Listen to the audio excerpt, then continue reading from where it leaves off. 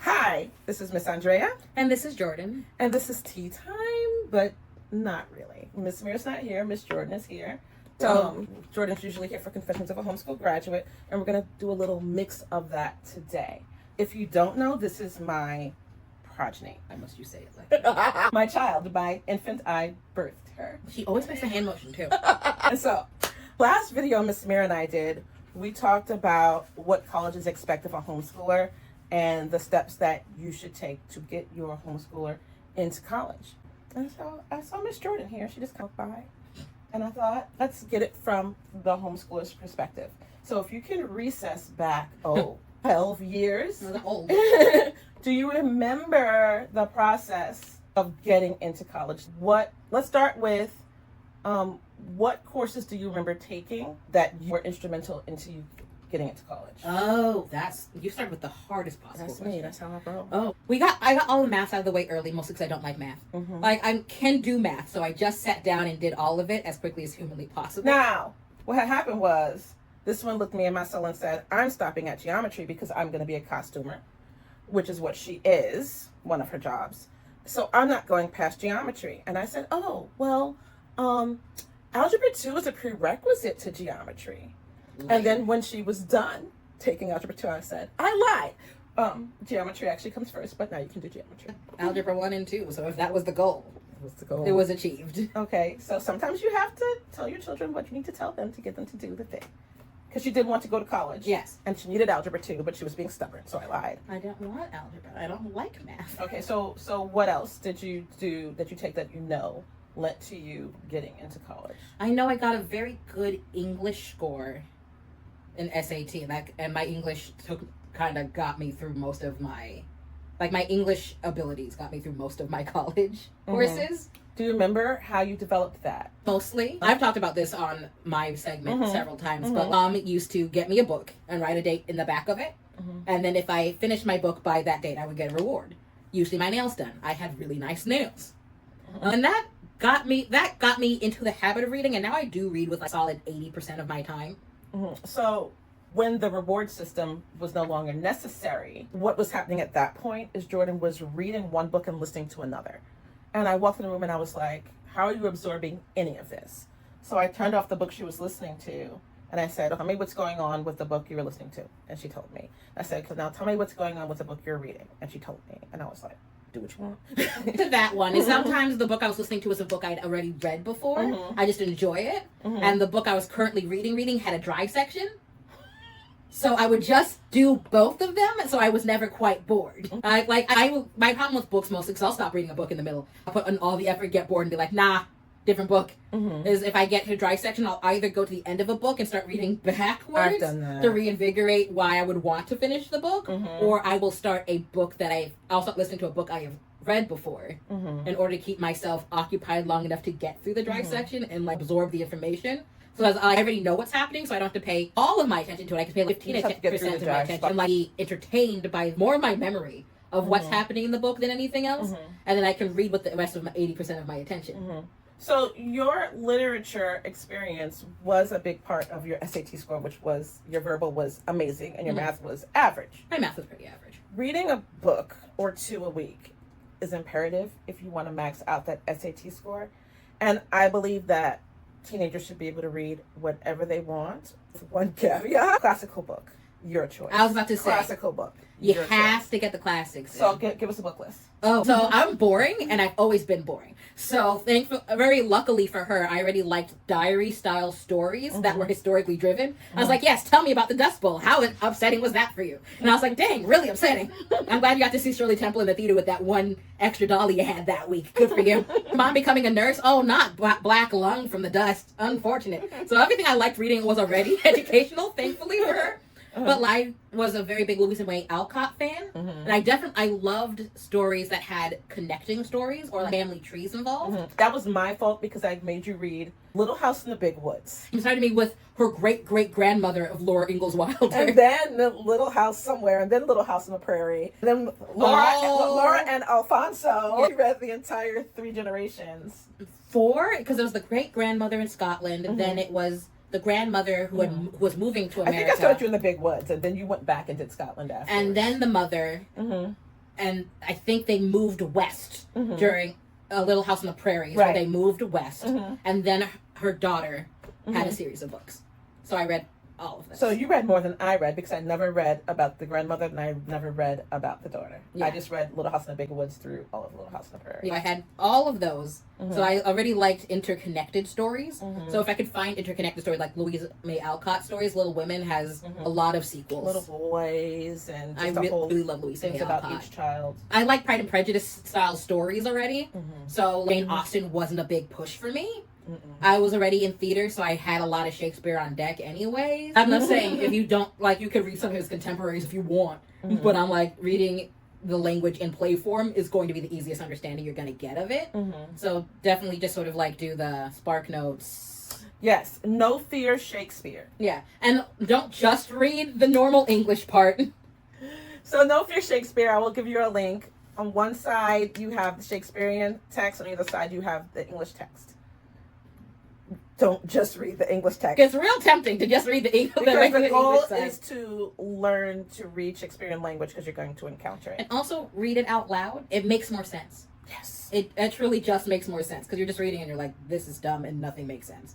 And then if you read it out loud, you're like, oh, if I said that the way I said the other thing, suddenly the synapses are connecting now. Early American poetry. Early American poetry. Robert Frost. Other than like classic, I was just like busting through whatever classics I could get on LibriVox, which is funny, because my thing was, I'll give you a classic book and then you'll choose your book. She was choosing the classic books herself, and so then I gave her African American, and then she gave me horrifying slave plays.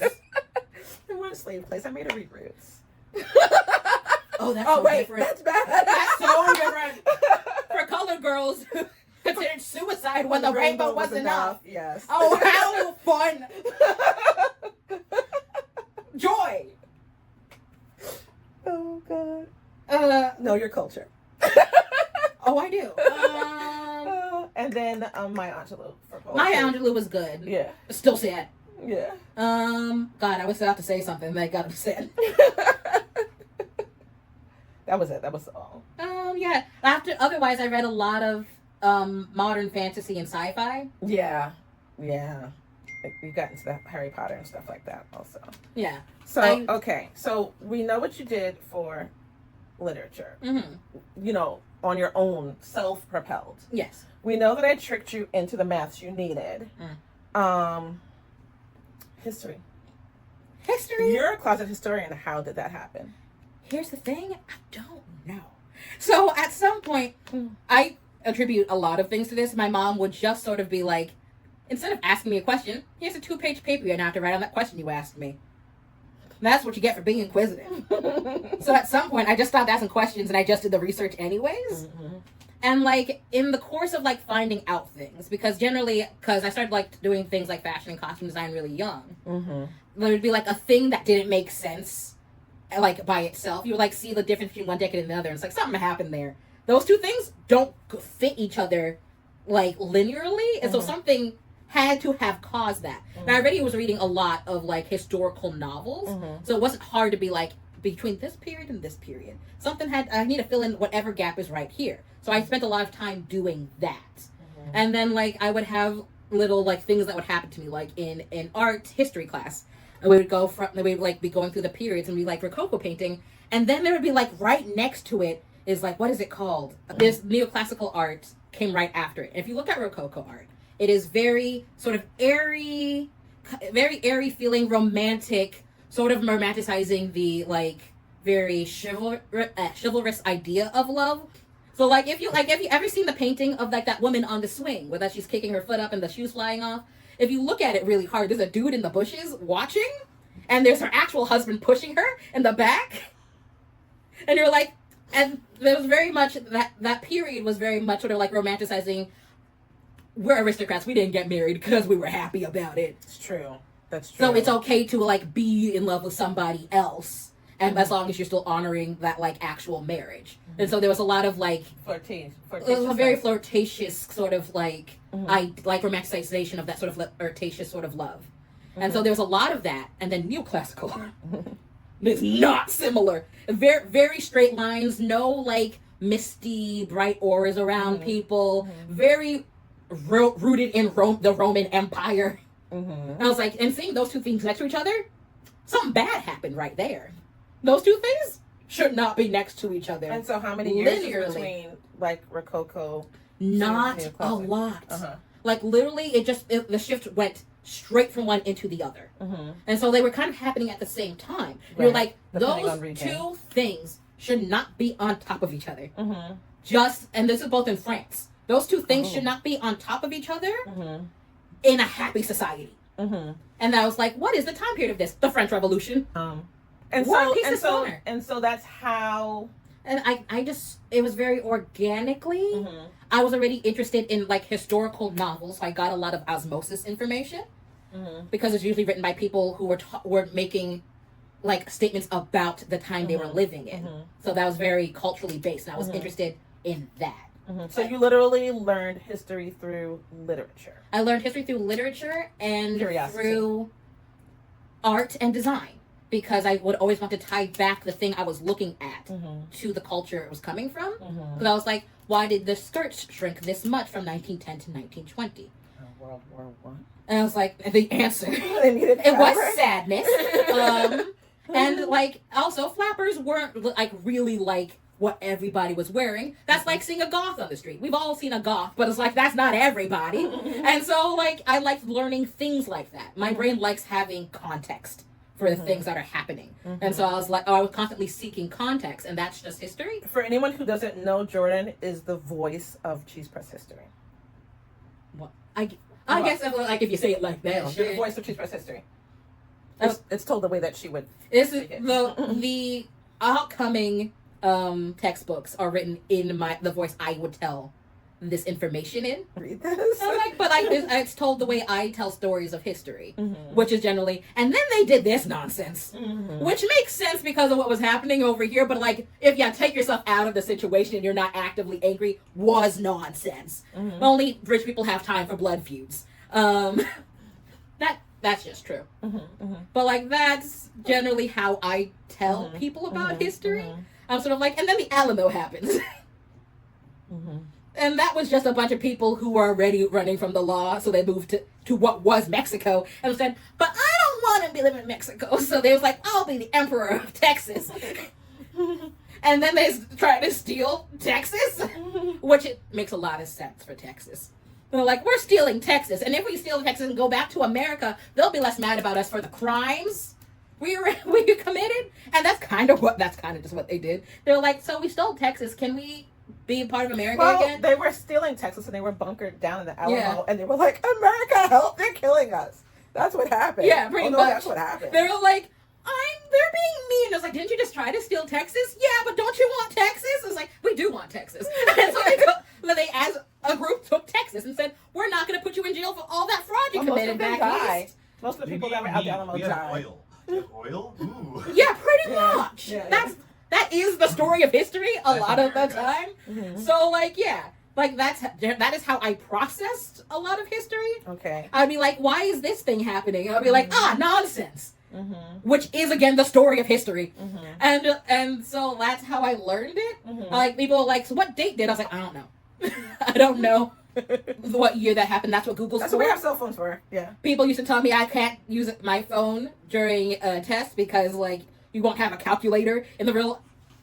Yes, I do. Yes, I do have a calculator in real life.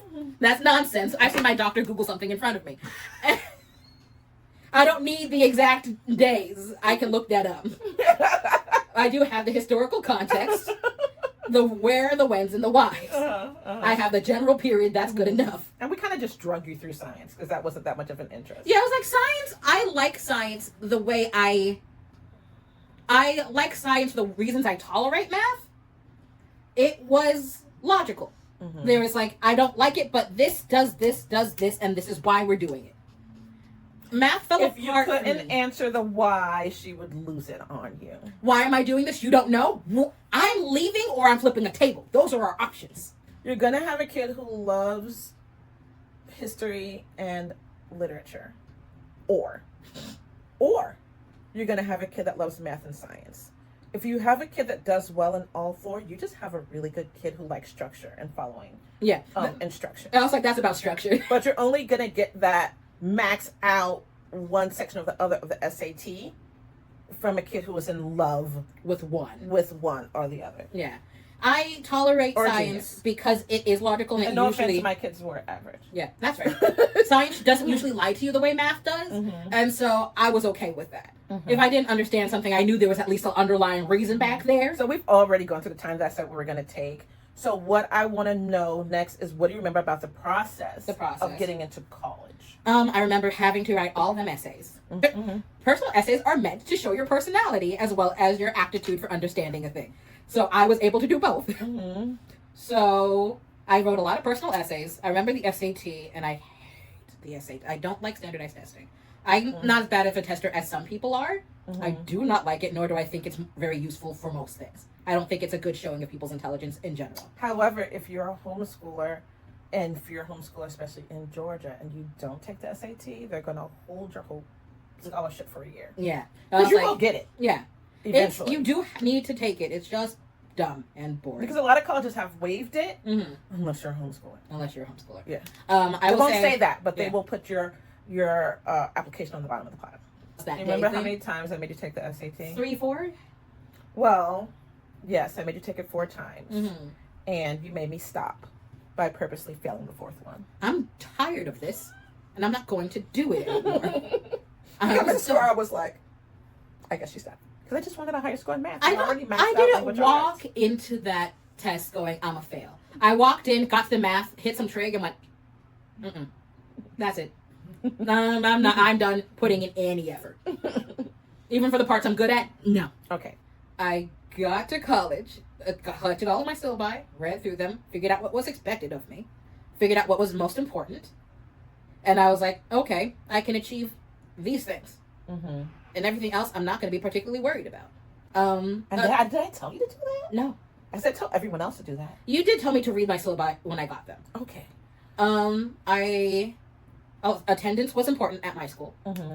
And I was like, if I can't do nothing else, I can show up. I won't be happy about it, but I can be there. Mm-hmm. So I had a very specific way I would use my absences, Mm-hmm.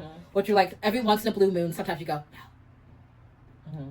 And you wake up, you open your eyes and say, no. And you go, okay, what does that apply to? Mm-hmm. Is it just the morning class? Can you afford that in this morning class? Or is this something you know you're going to need later? Mm-hmm. What can you say no to in this moment? Mm-hmm. Is it just that you need someone else to collect your food for you today?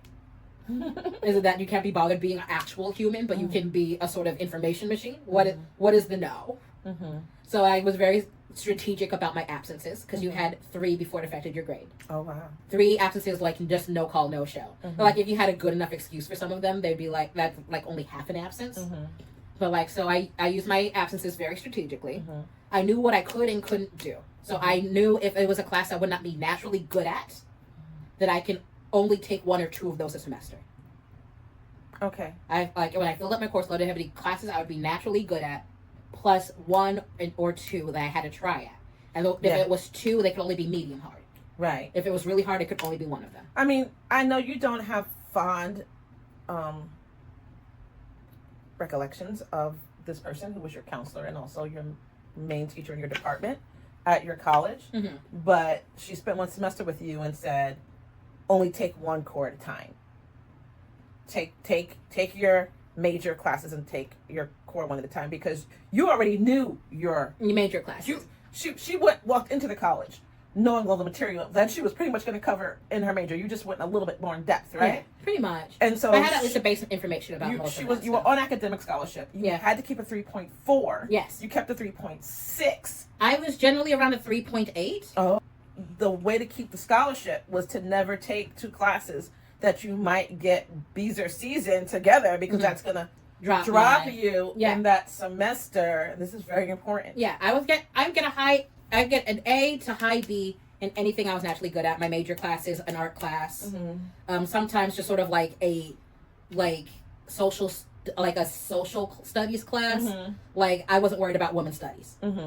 I knew I was able to do the type of work it took to pass a women's studies class, and that wasn't particularly hard for me. So like something social based, something kind of history based. Art history wasn't hard for me. It was just a little boring. Any theater or art class were not difficult for me. Music classes weren't difficult for me. When I took Japanese, because I had to take 2 semesters of a foreign language, I was like, that's the only hard class I can take. I know I like languages, but I know I struggle with languages. And I always have. I've learned Spanish like 3 separate times. Do not remember Spanish. Only take one extremely hard class at a time. Make sure every other class is something you naturally have an aptitude for. So even when you're struggling, it's not something that is going to take several days of like hard like mental gymnastics for you to figure out. And if you're taking more than one class that is not inside of your wheelhouse, make sure they're like medium hard classes, things you're interested in but might have to put in a little effort to make sure you're getting through all the tests. Never take an extremely hard class with another extremely hard class. That's asking for trouble. Jordan, please, I don't know what to do. And I was like, okay, you're tired, so I'm going to type while you say the words to me. And I was like, so she was dictating. And then we had a friend who woke up early. Was like, you need to come behind and edit this when we're done. And also, most important thing I'll say this to anybody going to college. You don't need nothing but 2 good friends and a Google Doc. That's what you need to finish college. The many a day has somebody woken up the day a paper was due and went, oh no. And everybody was like, what? And it was like, I forgot about a paper. And you go, well, time to mobilize. And 3 people got in a computer. That person does their research and plugs in the information. Like does their basic writing, somebody comes behind and edits, the other person is doing their citations. Okay. So the takeaways I have here are: know yourself academically before you get into college. Yes. Know who you are, know your strengths, know your weaknesses, choose your major and your classes accordingly. 2, have two good friends, the kind who will bring a shovel and not ask questions. Yes. That is your safety net. That's the person who buys you dinner the day you run out of food and the cafeteria food has given someone food poisoning already today. And the person will wake up at 3 a.m. to help you write a paper. That is so essential. You don't need a big friend group or a giant social life. You need 2 ride or dies. So use your high school homeschool experience to figure out what your natural talents are. At this point, first of all, that's going to get you into college. Yeah. If you're going for that major. Yeah. And then that's going to float you through if you stay very aware of what you can and cannot do in your own steam. Yeah. And also if you were anything like me, and like towards the end of high school, I was very much self-taught at that point. Yes. Know that's the goal, parents. how you learn. You need to know how to teach yourself anything. That's my one true skill in this life. Because professors don't always get it across. No. My one true skill in this life is that I can teach myself anything. Missed something huge. What? We missed, you were a theater major on a theater scholarship. And we didn't talk about your high school theater experiences, which were intensive. There was a lot of it. So I went to a program that was there mostly for theater and art. That we did 2 shows a year and 4 competitions. So Shakespeare competition, monologue competitions, choir competitions, some other competitions. So Shakespeare, did I say that? Yeah. I was performing pretty constantly for 4 years. And sometimes I would do something in the summer. So I was practicing my craft almost constantly for 4 years. And then when it was time to do scholarship days, I probably had far more practice at auditioning and doing monologues and competing for things in theater. So whatever you think you're going to want to do as an adult, start practicing it as early as you can. One of 2 things will happen. You'll figure out that ain't it. Yeah. Or you'll get so good at it that college will become a breeze. Getting into college, getting the scholarships, and surviving in that program will become a breeze. Yeah, if you're into engineering, go to robotics. Like, do something regularly that forces you to work the muscle it takes to learn that information. So, because I was doing theater and music and art since age 11. Pretty constantly. So I hope this conversation was insightful for you. It really does kind of dig into what me and Miss Mir talked about when we were discussing what colleges want from your student. We did community college, we did 2 different levels of public college, and we did Ivy, and we did theater conservatory.